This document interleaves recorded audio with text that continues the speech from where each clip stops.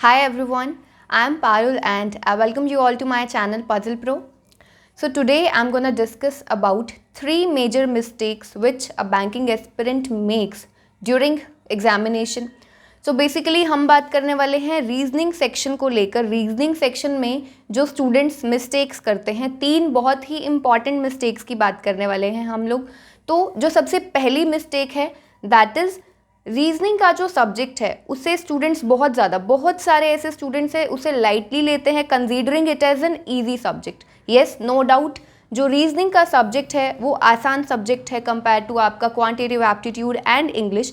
इसका जो सिलेबस है वो बहुत छोटा है, कम है, और जो कॉन्सेप्ट है उनमें डीप लर्निंग नहीं है। जैसे आपको अर्थमेटिक के केस में आपको कॉन्सेप्ट्स को बहुत ही अच्छे से बहुत डीपली समझना पड़ेगा, उसके बिना आप क्वेश्चंस को नहीं सॉल्व कर सकते।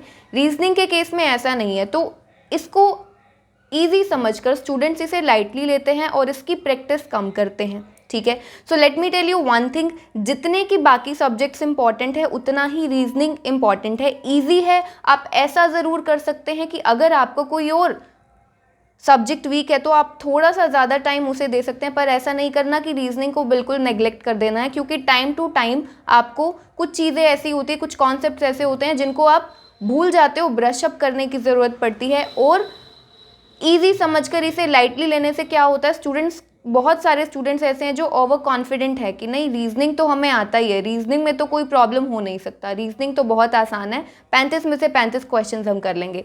बट एग्जाम के बाद उन्हें पता चलता है कि यार ये तो बहुत गड़बड़ हो गया, रीजनिंग में तो बने ही नहीं क्वेश्चन। क्यों नहीं बने? क्योंकि आपने प्रैक्टिस को बहुत ज़्यादा सीरियसली नहीं लिया, आपने रीजनिंग के केस में प्रैक्टिस नहीं किया। और आप सभी को पता है कि जो रीजनिंग सब्जेक्ट है वो बहुत ज़्यादा स्कोरिंग सब्जेक्ट है, आप इसे छोड़ नहीं सकते, बिल्कुल भी नहीं छोड़ सकते हैं। कॉन्सेप्ट्स इजी हैं बट उसकी प्रैक्टिस उतना ही ज़रूरी है, और इजी कॉन्सेप्ट्स की प्रैक्टिस में आपको ज़्यादा टाइम नहीं लगता, तो आप वो टाइम बाकी सब्जेक्ट्स को दे सकते हैं अगर आपके बाकी सब्जेक्ट्स वीक हैं। बट इसको नेग्लेक्ट बिल्कुल नहीं करना है, ये समझ के कि रीजनिंग का सब्जेक्ट ईजी है, ये तो ऐसे ही हो जाएगा। ठीक है, तो ये थी हमारी नंबर 1 मिस्टेक। बात करते हैं हमारी सेकेंड मिस्टेक की। जो सेकेंड मिस्टेक है उसमें क्या होता है, बहुत सारे टीचर्स आपको बोलते हैं कि जो आपके मॉक टेस्ट है उनको एनालाइज करो, बट एक्चुअली स्टूडेंट्स को पता ही नहीं है कि कैसे करना है, एनालाइज करना कैसे है। अगर मान लो कि आपने क्या किया, क्वेश्चन बनाया, आपने एक सीटिंग अरेंजमेंट बनाया, आपने देखा कि सीटिंग अरेंजमेंट आपका जैसा बना और जो एक्चुअल सॉल्यूशन है उससे अलग है, तो आप लोग क्या करेंगे, आपने देखा कि ये क्वेश्चन सही है, ये क्वेश्चन गलत है, उसे छोड़ देंगे।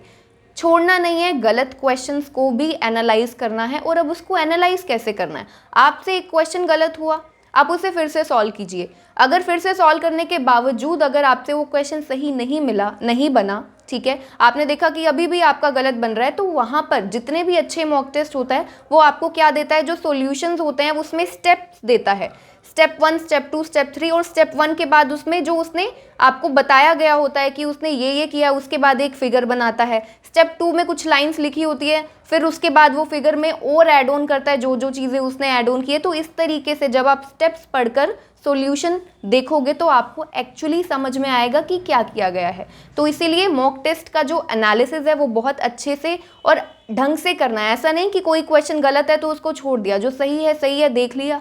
एनालाइज करने का मतलब ये नहीं है कि सही है तो सही है, गलत है तो गलत है। चेक नहीं करना है आपको, ठीक है, चेक करना है, प्लस साथ में देखना है कि अगर आपने कोई गलती की है तो उस गलती को ठीक कैसे करना है, उस क्वेश्चन को तब तक करना है जब तक कि वो आपसे बनता नहीं है। बात करते हैं हमारी तीसरी मिस्टेक की, और सबसे इंपॉर्टेंट मिस्टेक।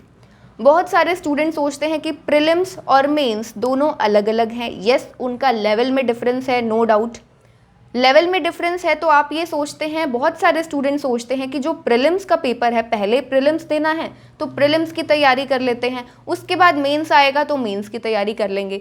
तो प्रीलिम्स और मेंस की तैयारी को जो अलग लेकर चलते हैं, हो सकता है ऐसे बहुत से स्टूडेंट्स हो जो प्रीलिम्स को पहले तैयारी करके प्रीलिम्स पेपर क्लियर कर देंगे, पर उनका मेंस कभी भी क्लियर नहीं होगा, क्योंकि मेंस को क्या करने के लिए, बहुत ही अच्छे से प्रिपेयर करने के लिए मेहनत चाहिए है। जितना आप प्रीलिम्स को दे रहे हो उससे कहीं ज़्यादा आपको मेंस में तैयारी करने की ज़रूरत है। तो इसीलिए जब आप प्रीलिम पेपर की तैयारी करते हैं तो साथ में मेंस को भी कंसिडर करके चलें। अगर आप प्रीलिम्स को, क्योंकि अगर अभी आपका नज़दीक प्रीलिम्स है कोई, तो आप प्रीलिम्स को ज़्यादा टाइम दे रहे हैं, तो ऐसा नहीं करना है कि मेंस को भूल जाओ। कुछ ना कुछ कोई टॉपिक उठाओ, हर रोज़ डेली बेसिस पर कुछ पजल्स और सीटिंग अरेंजमेंट्स मेंस लेवल की उठा लो, मिसलेनियस क्वेश्चंस उठा लो, छोड़ना नहीं है, इसको हमेशा साथ में लेकर चलना है। हो सकता है कि प्रीलिम्स आपका पहले क्लियर हो जाए, हो सकता है, बहुत से स्टूडेंट्स होते हैं जिनका प्रीलिम्स क्लियर हो जाता है सिर्फ प्रीलिम्स की तैयारी ही करके, लेकिन मेंस कभी क्लियर नहीं होता है। तो इसीलिए प्रीलिम्स और मेंस की तैयारी को हमेशा साथ में लेकर चलना है। ये थी 3 मिस्टेक्स। आई होप आप सभी को इस वीडियो से बहुत फ़ायदा होने वाला है और जो चीज़ें मैंने आपको बताई हैं आप इसे ज़रूर फॉलो करेंगे। ये मिस्टेक्स अपने एग्जाम में नहीं करेंगे, बिल्कुल स्टार्टिंग से ही प्रीलिम्स और मेंस की प्रैक्टिस को साथ में लेकर चलेंगे, अच्छे से मॉक टेस्ट अपने एनालाइज करेंगे, क्वेश्चंस को एनालाइज करेंगे, चाहे आपके सही हैं चाहे आपके गलत हैं। चलिए मिलते हैं फिर नेक्स्ट सेशन में। Take care everyone.